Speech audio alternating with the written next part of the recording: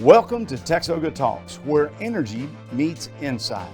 The purpose of this podcast is to provide you with a candid conversation about our energy needs, our energy security, and your energy future.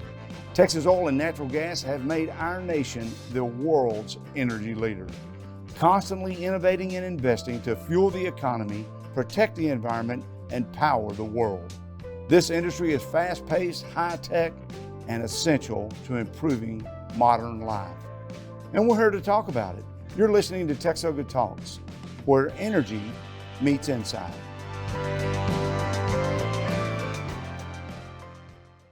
Hello, I'm Todd Staples, just a few blocks from our Texas state capitol, here to bring to you the first episode of TXOGA Talks, a podcast that's encouraging a candid conversation about our energy needs and our energy future.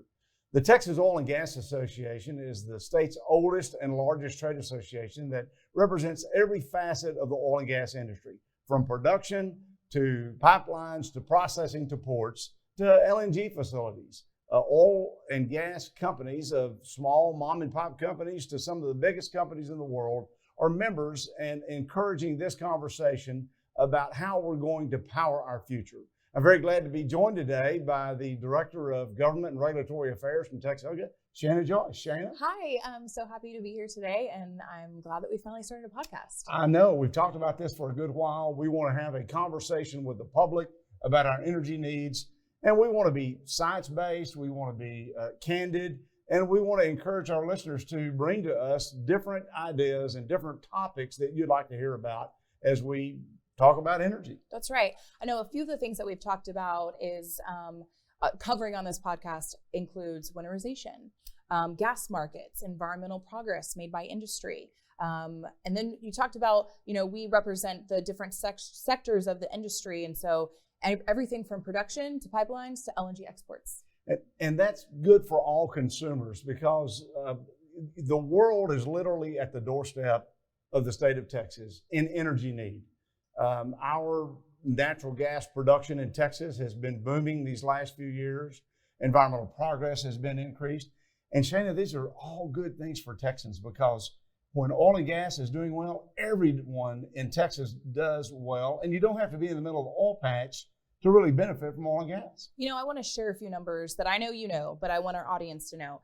Now, in fiscal year 2022, the industry supported 443,000 direct jobs with an average wage of $115,000. That ain't nothing, right?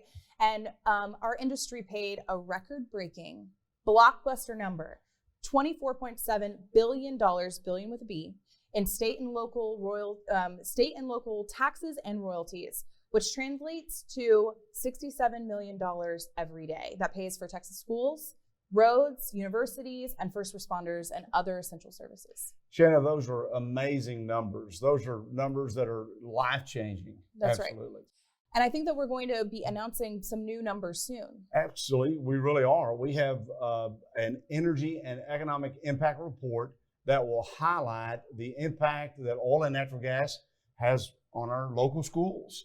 Right. It will really outline the impact that it has on counties and how it funds the budgets of many counties. But it also will talk about our rainy day fund, our public school foundation fund, our public university fund, and the many other things that oil and gas funds on a regular basis that most Texans don't know about, but certainly benefit from. That's right. And TXOGA recently, we had a great addition to our team with a chief economist. We did. I'm so excited that we have Dr. Dean Foreman, who joined the team at TXOGA. And Dr. Foreman does a really good job breaking down complex topics and making that information available to the public. And I love the way the Dean explains things. I think he has some really great assets that we have at our fingertips here. He has a weekly chart book that has vital references on oil and natural gas markets. We have monthly reviews on energy development and enlightenment on oil and natural gas value chains. And then we also have quarterly outlooks, which reviews the economy and oil and gas markets. And so our listeners can check out more on those at texoga.org/economics. And Shana, I think it'd be a good idea just to have Dr. Foreman as a regular guest on this program where listeners can hear directly from him on a real-time basis of how oil and natural gas is fueling our economy, providing opportunities for Texans, creating jobs. We've had many more jobs created here just this last year. And hey, having a job is a good thing. Having a job is a great thing. And I know that Dr. Foreman will love to join us on this podcast. You know, what we really want to talk about as we discuss these items is that oil and natural gas is making our lives better. We're living longer, we're living healthier, we're living more prosperously because we have a robust economy and because we have a readily available fuel supply. I mean, our energy needs to be reliable, it needs to be affordable, and it needs to be one that is moving our world forward. And I'm glad that Texas is at the epicenter of doing just that. If you think about it, 96% of the products that we use each and every day comes from oil and gas. Oil and gas is a foundational component of those items, from toothpaste to tires to makeups to medicine to trash bags. Oil and gas is making a difference. You know, actually this fall, TXOGA held a contest with a couple of elementary schools where we had fifth graders review some material about how oil and gas products impact their daily lives. They picked a product, drew a picture, and then talked about how that product is derived from oil and gas. So there were toys and makeups, perfumes. It was really great to see all of the different artwork from the fifth graders. And the class that won a trip to the Texas State History Museum, the Bob Bullock Museum, where we have a really great oil and gas exhibit. Shana, if any Texan has not been to the Texas State History Museum, the Bob Bullock Museum, I really encourage them to go take a look at it, because the Bob Bullock Museum tells the history and story of Texas, obviously, but on the third floor, there is a great exhibit that you can look at. You talk about fifth graders. I know that we sponsor a mobile energy learning unit where we bring information to the classroom where kids can interact and see the products and the chemicals and the things, the components that goes into making everyday products that we use. And it's so fun to see their eyes just come alive when they recognize that, hey, this is part of our world and it's making our world better. Thinking about the world, we have 7 to 8 billion people on our planet today. That's projected to grow to 10 billion people by the year 2050. It's sad to think about that 80% of the population on our planet simply lack affordable, reliable energy supplies. It's shocking to me to learn that 3 million of the people on this planet use wood or dung to really power their homes and to cook their food and those kinds of things. And yet, instead of talking about how oil and natural gas lifts millions of people out of poverty, how it improves the lifestyle of people across the globe, sometimes the conversation goes to how we can do without 80% of the energy that powers our world today. And I think that's going to do a disservice to every man, woman, and child. Do we need to be cleaner and better and stronger? Yes, we do. And I'm excited that oil and natural gas companies are really leading the way when it comes to making environmental progress and improving our climate and taming our climate and enabling us to live in nice warm homes or nice cool homes, depending on what the weather's like. And it could be cold one day and hot here another in Texas, we know. But I'm excited that we have an opportunity to have a candid conversation, because I hear people talk about, Shana, doing away with fossil fuel overnight or phasing it out in 6 years. What would our world be like if that were the case? You know, I think that we really have to have pragmatic conversations about these. I think we're seeing a lot of goals that people are trying to achieve, and they're just not achievable at this point, because we both know that oil and natural gas is a part of the solution. It really is, and I love it. We have some great leaders in Texas. We have companies that are part of the Texas Oil and Natural Gas Association that really go out of their way to try to help provide information to the public. I was in Denver a few weeks ago, and I heard Chris Wright, the CEO of Liberty Energy, give a presentation, and it really impressed me, a lot of the things that Chris said. But one of the things that really stuck out to me, Shana, he said, you know, I grew up thinking, oh, wow, isn't it sad how these people got into poverty and how they don't have the resources that they need. And Chris said, you know, I started thinking about that. People are born into poverty. Poverty is the natural human condition. And it's because we have an economy and because we live in a country that encourages entrepreneurship and rewards good work and honest work, that you can lift yourself up out of poverty. And so when we think about energy, I grew up in the country and I love my heritage, but I'm glad I'm not milking cows or chopping wood every day. And it's because we have access to energy that we just sometimes take for granted. You know, Scott Tinker is a professor at UT. Gotten to know Scott over the years, and he says a lot of good things. I'll brag on Scott, a Longhorn, for just a minute here. But Scott said energy and the environment have to be discussed together or both will fail. And I think that's an important observation that we think about as we think about our energy future, our energy needs, and how we're going to meet that for the growing world's population.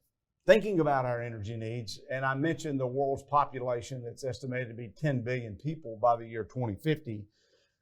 Our energy supply, according to EIA, the United States official energy administration, which provides information to us and how it keeps up and tracks these records, they're indicating that our world's energy needs are going to have to be increased to be met by 37%.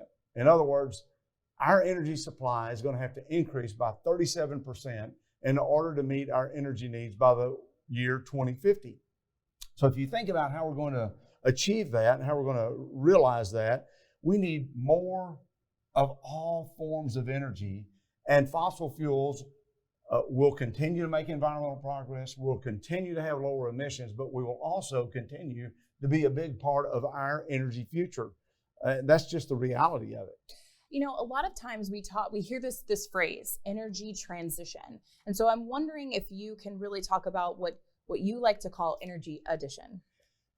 You know, when I think about our energy needs, Shana, and where we're going in the future, if we eliminate energy sources without a readily available, affordable alternative, that harms humanity. That removes options from people who can afford it really the least.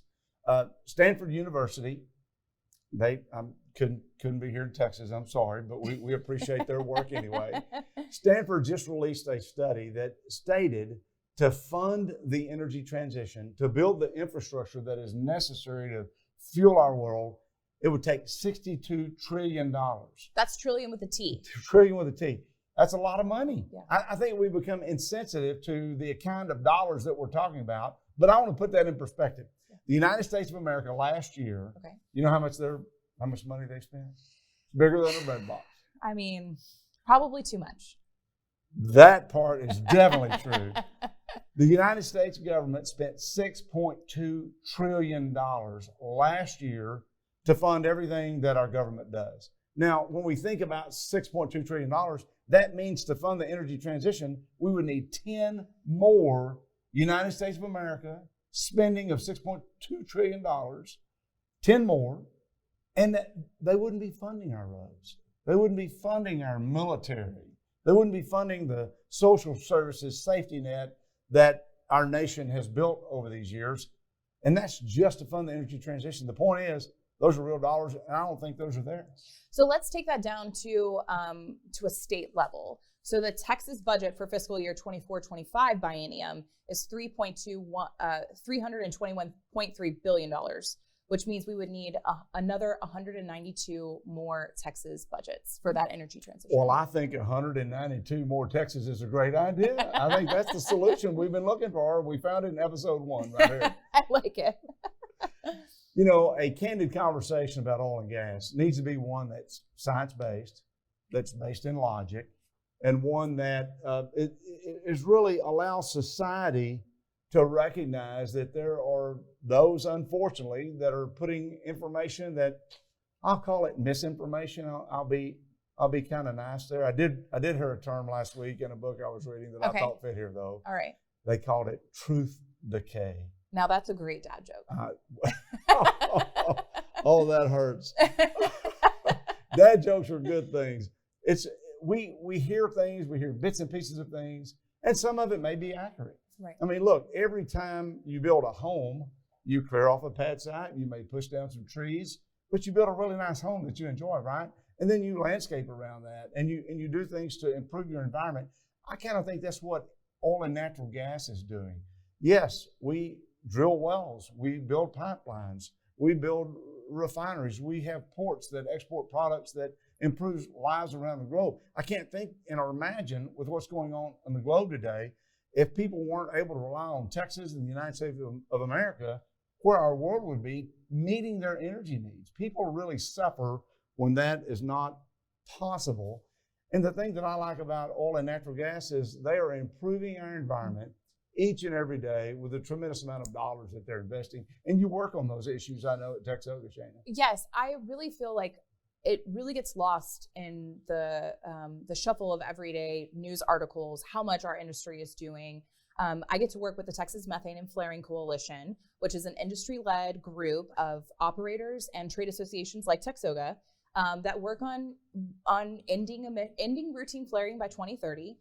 We're working on reducing emissions. And so we've actually seen methane emissions drop year after year in the Permian Basin. And they've fallen over 76%, the lowest value in decade, while we're still continuing to increase production. So we're still providing that value, but we are also being concerned and being thoughtful about the environment. We've also seen air quality improving with a 70% drop in pollutants since 1970. Shana, those were amazing numbers that you just talked about, and we don't hear that on the daily news topics, and I get it. There's a lot of other information, football, sports. I'm glad football season's over myself at this point, for the most part anyway, since my team didn't do what I expected. But the point is this: those numbers that are very impressive and that does confirm environmental progress is being made have been made while production has been skyrocketing. I mean, emissions have decreased while production has gone up. And I think that is a real testament to the innovation of the industry, to the technology of the industry. I think it says and confirms that energy is being delivered more affordably, more reliably than ever before, and then environmental progress is really being made. And one other thing I want to touch on before we move on is there are also some national groups that work on this. And so we have the Environmental Partnership that kind of runs parallel to the Texas Methane and Flaring Coalition, where they have reporting requirements for companies and best practices, just like the Texas Methane and Flaring Coalition, so that we can see the trends and progress and the tremendous strides that our companies are making. You know, Shana, one of the things that impresses me about the Texas Methane and Flaring Coalition, you mentioned some national organizations. We have state-based organizations that are participating in that effort with TXOGA. It's many different oil and gas companies are also participating, and I think that sends the right message. This is not just one effort, even a kind of a big effort of just our companies. It's companies and associations all across the state that are committed to really addressing the concerns that we've heard about and that do need to be addressed. Absolutely. And I think our members acknowledge that. Absolutely. You know, we are focused on oil and natural gas. Obviously, that powers the Texas economy. It funds the Texas economy. But we also recognize that there are other forms of energy that are being developed. We recognize that renewables are being developed. We see wind towers across Texas. We see solar panels across Texas. Oil and gas companies are actually investing in some of those activities. Absolutely. But oil and gas companies are also looking at hydrogen, ammonia, and other forms, biofuels. The thing about it is oil and natural gas companies have made modern life better, and they're continued to this commitment looking toward the future as well. I definitely know if you flew out west and you pass over the Permian Basin, you would see wind farms and solar panels right next to rigs. That's right. You do, and that's okay, and we're fine with that. We believe that an all of the above energy approach. We don't think the government needs to really be picking winners and losers in this process. We've seen a lot of that these last few years, but we know that consumers want affordable, reliable energy. When I think about that, Shana, I know that you spent a lot of time working with companies and working with regulators in regard to what happened in Winter Storm Uri.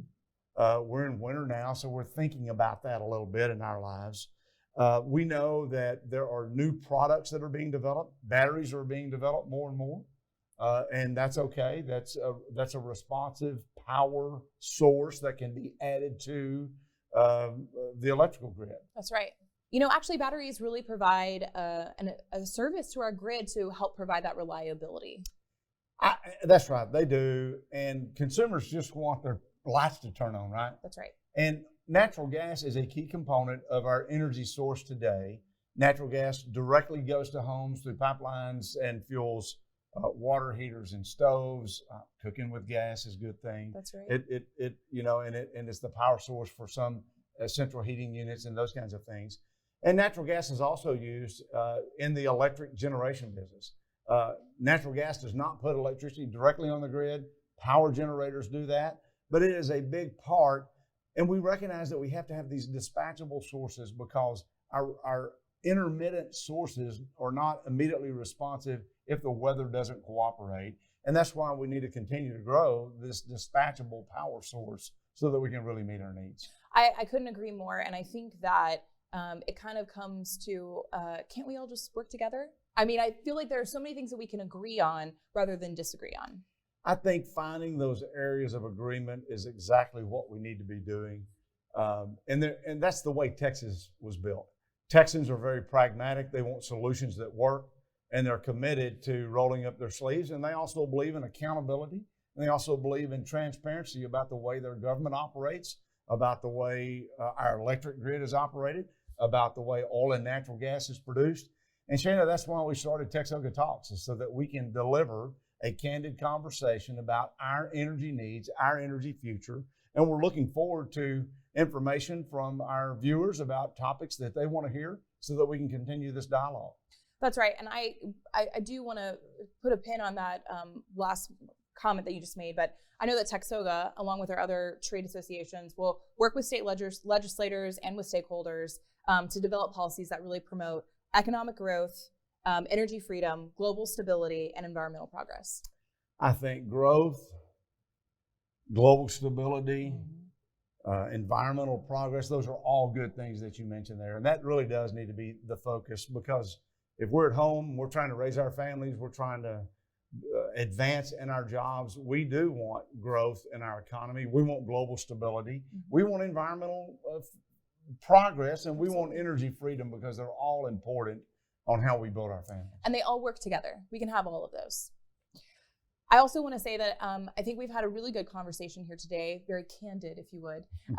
And I know that we will continue to have, through this podcast, a balanced conversation. When there's a lot of chatter out there, we want to make sure that we're coming to the forefront on those hot topics that we want to hear from our listeners, what you want to talk about, and help broaden perspectives. And we'll be doing that each and every episode when we bring to you the latest information on oil and gas, what's happening in our state, what's happening in our nation, and we may even take a look about what's going on in the world, because world stability is important for everyone. Absolutely. I also encourage our listeners to visit TXOGAinsurance.com. So the Texas Oil and Gas Association Workers' Compensation Safety Group gives a group member a premium discount based on the premium of the entire group, regardless of individual premium size. Eligible policyholders can earn an additional discount by participating in the Texas Mutual Insurance Company's Worker Comp Healthcare Network. Safety is very important to this industry and keeps people safe and healthy, and that's what we're trying to do. Absolutely. I also want to remind our listeners to visit TXOGA.org. You'll have a plethora of information from good stats, from those great resources from Dr. Foreman, and so much more on our website, so check that out. Also, be sure to follow TXOGA on all your social media channels: Twitter, Facebook, LinkedIn, Instagram, and YouTube. Shana, thanks for joining us on episode 1. I'm glad we kicked this off together. I know we'll have many more conversations as we present new data for our listeners. I want to thank each and every one of you for joining us for the first episode of TXOGA Talks, where energy meets insight. The views expressed on this podcast are not intended and should not be construed to be the views of any particular TXOGA member or company. The purpose of this podcast is to engage in candid conversations about energy needs, energy security, and the future of energy.